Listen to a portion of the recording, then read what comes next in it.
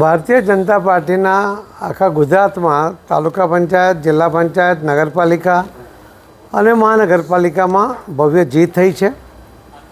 સુરત શહેરમાં પણ 120માંથી 115 સીટ મહાનગરપાલિકામાં જીત્યા છે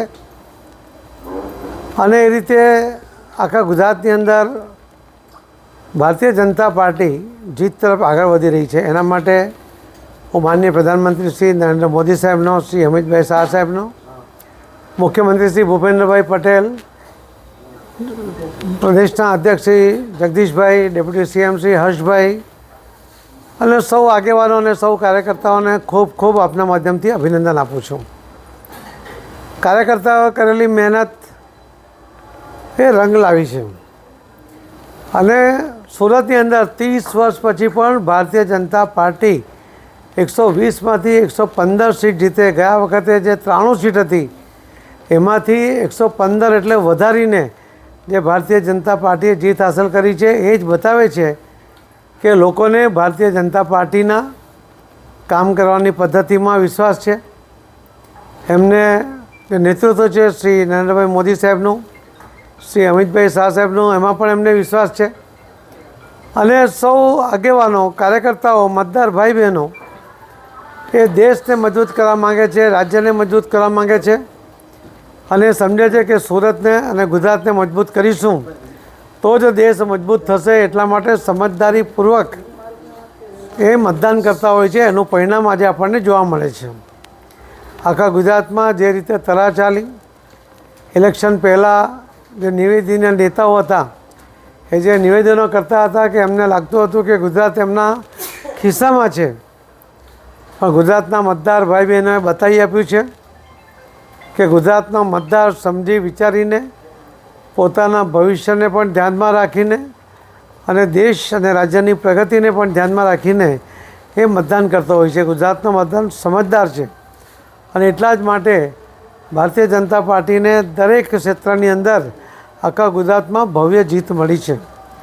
સુરતમાં પણ ગયા વખતે 27 સીટ આપ પાર્ટીવાળા જીત્યા હતા. ત્યારે પણ મેં અમદાવાદમાં કહ્યું હતું કે સોનાની થાળીમાં લોઢાનો મેઘ, મને લાગે છે કે મેઘ ઘણો બધો નીકળી ગયો છે અને એ રીતે સુરત શહેરના મતદાતા ભાઈ બહેનોએ એમણે ફરીથી ભારતીય જનતા પાર્ટીમાં વિશ્વાસ બતાવ્યો અને આ પાર્ટી જે મોટા મોટા દાવા કરતી હોય છે એમને પણ આજે એમની જગ્યા બતાવી દીધી છે.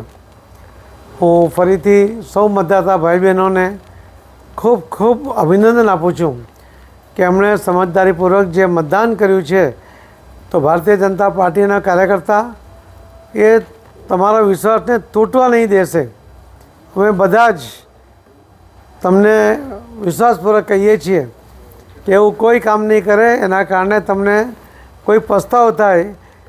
ભારતીય જનતા પાર્ટીનો કાર્યકર્તા અને ચૂંટાયેલા પ્રતિનિધિઓ પણ આ શહેર માટે, રાજ્ય માટે અને દેશ માટે તમારી સાથે રહીને કામ કરતો રહેશે એવો વિશ્વાસ અપાવું છું. આપ સૌ ઇલેક્ટ્રોનિક મીડિયા અને પ્રિન્ટ મીડિયાના મિત્રોએ પણ ઇલેક્શન સુધી જે સતત મહેનત કરીને વાસ્તવિકતા શું છે એ લોકો સુધી પહોંચાડી, એનાથી પણ ખૂબ મોટો ફરક પડ્યો છે. એટલા માટે પણ હું સૌ પત્રકાર મિત્રોને, ભાઈ બહેનોને પણ ખૂબ ખૂબ અભિનંદન આપું છું, ધન્યવાદ આપું છું. ધન્યવાદ. સર, આમ આદમી પાર્ટીની ફક્ત 4 જ સીટ આવી છે 27માંથી, શું કહેશો?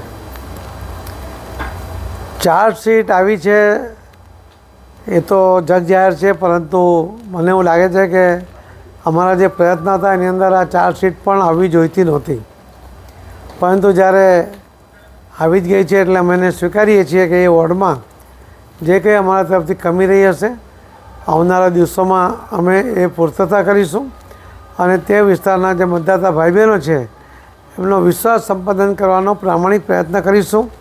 અને એમને હું આપના માધ્યમથી કહેવા પણ માગું છું કે સુરતમાં કોર્પોરેશનમાં કોંગ્રેસને 4 અને કોંગ્રેસને 1 અને આપને 4 જે સીટ મળી છે એ વિસ્તારના મતદાર ભાઈ બહેનોને પણ વિશ્વાસ અપાવીએ છીએ કે તમે ભલે અમને મત નથી આપ્યા, અમારી પેનલ ત્યાં હારી છે, પરંતુ અમે તમારા વિસ્તારમાં તમારી માંગણી મુજબ, તમારી ઈચ્છા મુજબ બધા જ કામમાં સાથે રહીને કામ કરીશું.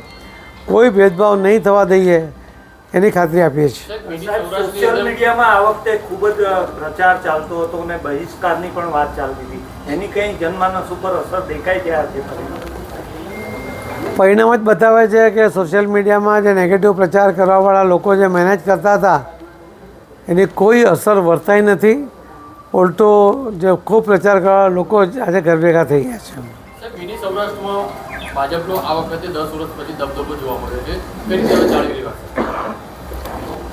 મેં કહું આખા ગુજરાતની અંદર તાલુકા પંચાયત, જિલ્લા પંચાયત, નગરપાલિકા અને મહાનગરપાલિકા એ બધામાં જ ભારતીય જનતા પાર્ટીનો દબદબો રહ્યો છે. એ જ બતાવે છે કે આખા ગુજરાતના મતદાર ભાઈ બહેનોને ભારતીય જનતા પાર્ટીના નેતૃત્વમાં વિશ્વાસ છે, મોદી સાહેબમાં વિશ્વાસ છે, ભાઈ અમિતભાઈ શાહ સાહેબમાં વિશ્વાસ છે, મુખ્યમંત્રી, પ્રદેશ અધ્યક્ષશ્રી અને ડેપ્યુટી સીએમ બધામાં વિશ્વાસ હોવાને કારણે એમણે ખૂબ ખોબલે મત આપ્યા છે. પણ ભારતીય જનતા પાર્ટીનો કાર્યકર્તા વિશ્વાસને જાળવી રાખશે અને આવનારા 5 વર્ષથી પણ કોઈ પણ પસ્તાવાનો શબ્દ કોઈના મોંમાંથી ના નીકળે, એમને મત આપવાનો સંતોષ થાય એવું વાતાવરણ અમે નિર્માણ કરીશું, એવું કામ કરીશું.